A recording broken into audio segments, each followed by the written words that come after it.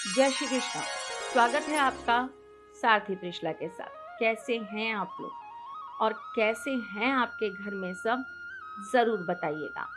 त्योहारों का समय चल रहा है। चतुर्मास आता ही त्योहारों को साथ लेकर है। मन्नतों का, दुआओं का, बहुत सारी प्रार्थनाओं का ये एक मिला जुला संजोग होता है। इन 4 मासों के अंदर हम बहुत सारे बड़े बड़े त्योहारों को मना लेते हैं। अपने पितरों को खुश करने के लिए, देवी देवताओं को प्रसन्न करने के लिए, अपने घर के इष्ट को मनाने के लिए, अपने कुल देवी देवताओं की पूजा करने के लिए हम बड़ी बड़ी पूजाएं घर के अंदर भी रख लेते हैं।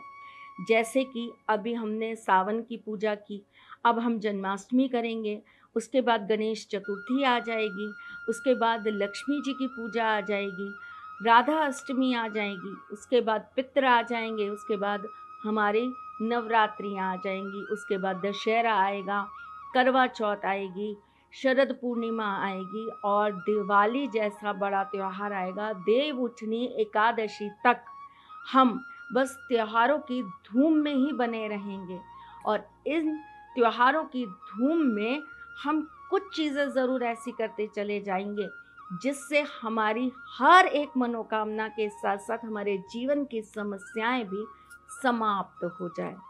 मनोकामना पूर्ति तो हम हमेशा चाहते हैं, लेकिन हमारे घर में सुख, समृद्धि, बरकत हमेशा बनी रहे, इसके लिए हम प्रयास निरंतर रूप से करते रहेंगे। ठाकुर जी ने अपने भक्तों पर विशेष आशीर्वाद बनाने के लिए ये चतुर्मास में बहुत सारे हमें अवसर दिए हैं। एक चीज़ को छूट जाए तो दूसरी बार करेंगे, दूसरी चीज़ छूट जाए तो तीसरी बार करेंगे और इस चीज़ में ये सारथी परिवार और आपकी ये सारथी आपके साथ कदम कदम पर साथ चलेगी। आपको हर जीवन की समस्याओं से छुटकारा दिलाने के लिए छोटे बड़े अच्छे उपाय मैं आपको निरंतर रूप से देती रहूंगी और जैसा वादा करती हूँ, कुछ नया, कुछ अलग, कुछ अद्भुत आपको हमेशा देती रहूंगी। तो चलूं बताऊं आज क्या लेकर आई हूँ आपके लिए। लाई हूँ मन्नत का धागा। हाँ जी, ये धागा वैसे तो अभी राखी पर भी बांधा जाएगा।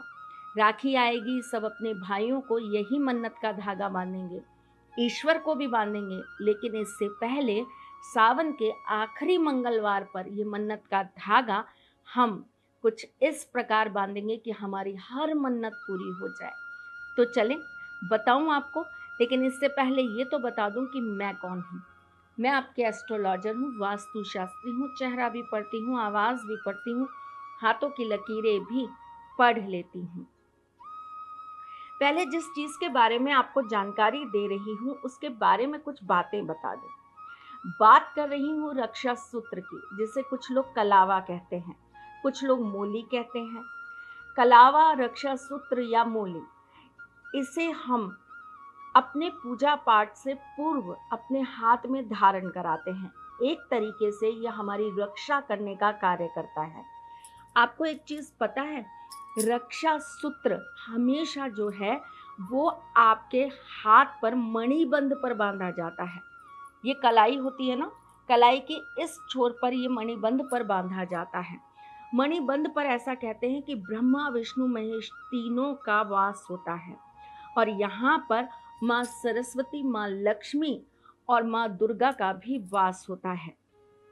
मणिबंध पर रक्षा सूत्र बांधने से हमारे जीवन में हमें कुछ बीमारियों से भी राहत मिलती है। जैसे कि अगर आपको डायबिटीज़ रहती है, आपको अगर ब्लड प्रेशर रहता है, आपको अगर बहुत ज़्यादा डिप्रेशन रहता है, तो आपको रक्षा सूत्र अपने हाथ पर ज़रूर बांधना चाहिए। अनमैरिड गर्ल्स और आदमी ये हमेशा राइट हैंड पर रक्षा सूत्र बांधते हैं और जो विवाहित स्त्रियां होती हैं वो हमेशा लेफ्ट हैंड पर रक्षा सूत्र बांधती हैं। रक्षा सूत्र बांधने का एक और नियम होता है। पुराना रक्षा सूत्र आपको मंगलवार या शनिवार को ही खोलना चाहिए और उसी दिन आपको नया जो है रक्षा सूत्र पहन लेना चाहिए। पुराने रक्षा सूत्र को आपको पहले जल में डाल देना चाहिए और उसके ऊपर आपको कपूर थोड़ा सा छिड़क कर उसे किसी भी पेड़ के नीचे रख देना चाहिए, ताकि आपकी वाइब्रेशंस इधर उधर ना जाए।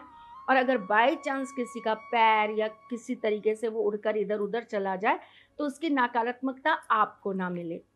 चलिए जी, छोटी छोटी बातें आपको मैंने बता दी। अब आगे की चीज बताती हूँ। सोमवार के आखिरी मंगलवार पर रक्षा सूत्र यानी कि मन्नत का धागा किस तरीके से बांधा जाएगा। हनुमान बाबा हमारी हर मन्नत पूरी करते हैं। देखने में वो जितने विशाल और जितने हमें क्रोधी दिखाई देते हैं ना, अंदर से वो उतने ही सरल, नरम और अपने भक्तों पर हमेशा कृपा करने वाले हैं।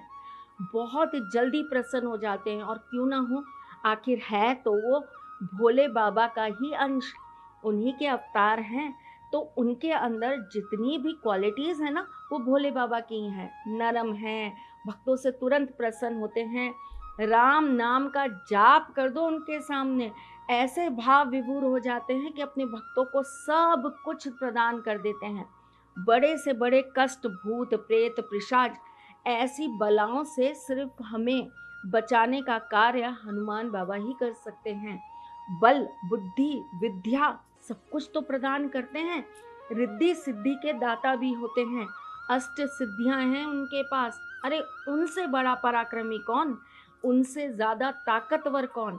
और वो अपने भक्तों को देने आए तो सोचो कि उस भक्त का उद्धार होने से कौन रोक पाएगा।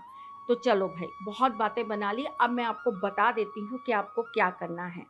सावन का आखिरी मंगलवार, और आपको एक नारियल ले लेना है जटा वाला। उसके ऊपर आपको एक मन्नत का धागा बांधना है।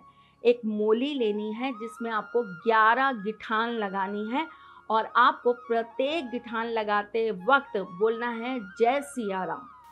11 बार जय सिया राम लिखकर इस धागे को आपको उस नारियल के ऊपर लपेट देना है, और उसके बाद इसे आपको हनुमान जी को चढ़ा देना है। अपनी मन्नत बोल देनी है और प्रार्थना करनी है कि आपकी बात पूरी हो जाए। वहीं खड़े होकर आपको एक कलावा अपने हाथ पर बंधवा लेना है। हनुमान जी से विनती करनी है कि हे रामदूत हनुमान, आप मेरी ये मनोकामना जरूर सिद्ध कर दीजिए। लेकिन यहीं आपका ये काम पूरा नहीं हो जाता। आज मेहनत थोड़ी सी ज्यादा करनी है, मन्नत पूरी करानी है ना। आपको वहीं पर एक चमेली के तेल का दीपक लगाना है। कपूर लगाकर उसे जलाकर हनुमान जी की आरती करनी है। पक्षियों को लाल मसूर की दाल खिलानी है, और साथ ही साथ में आपको विधवाओं को कोई मिठाई या कुछ खाने की सामग्री दे देनी है। ये सारे के सारे आपको उपाय एक साथ करने हैं और इसी मंगलवार करने हैं। आप ऐसा करते हैं तो देखिएगा हनुमान बाबा आप पर कितने प्रसन्न होते हैं और कितनी जल्दी आपकी बात पूरी कर देते हैं। छोटा सा, बहुत छोटा सा उपाय है, करके देखिएगा। आपकी जिंदगी में इससे जो भी परिवर्तन आए मुझे जरूर बताइएगा।